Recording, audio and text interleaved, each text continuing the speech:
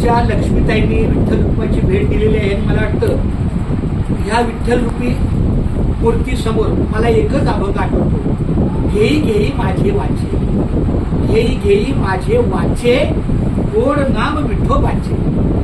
माझ्या वाचेनं काय घेतलं पाहिजे तर भगवंताचं गोड नाम घेतलं पाहिजे. डोळे तुम्ही घ्या रे सुख, या डोळ्याने कोणतं सुख घेतलं पाहिजे.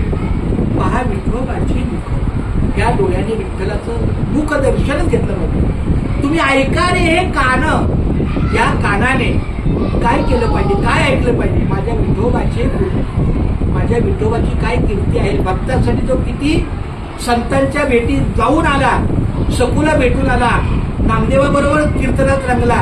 अहो एवढंच काय, जनाबाईचं दळण दळलं, सखूबाईची त्यांनी सेवा केली, आणखी सावतामाळ्याच्या बायकोच्या घरी बाळगपण केलं. इतकं फार मोठं कार्य या भगवंताकडून घडलं. म्हणून तुम्ही ऐका रे कान माझ्या विठोबाचे, मनात येते धाव घेईल.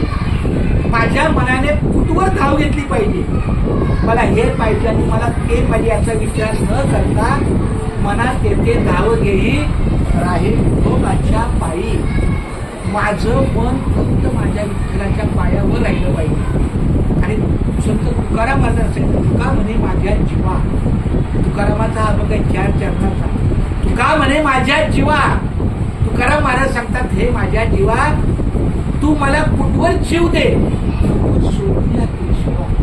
जोपर्यंत जीवात जीव आहे तोपर्यंत माझ्या केशवाला, माझ्या विठ्ठलाला, माझ्या पांडुरंगाला, माझ्या परमात्म्याला, माझ्या सत्यगुरु राय कृपामध्ये केली परी नाही घडली सेवा काही. जोपर्यंत ह्याची सेवा माझ्याकडून होत नाही तोपर्यंत माझ्याकडून हा नको सोडू या केशवा, मला यापासून मोकळा करू नको.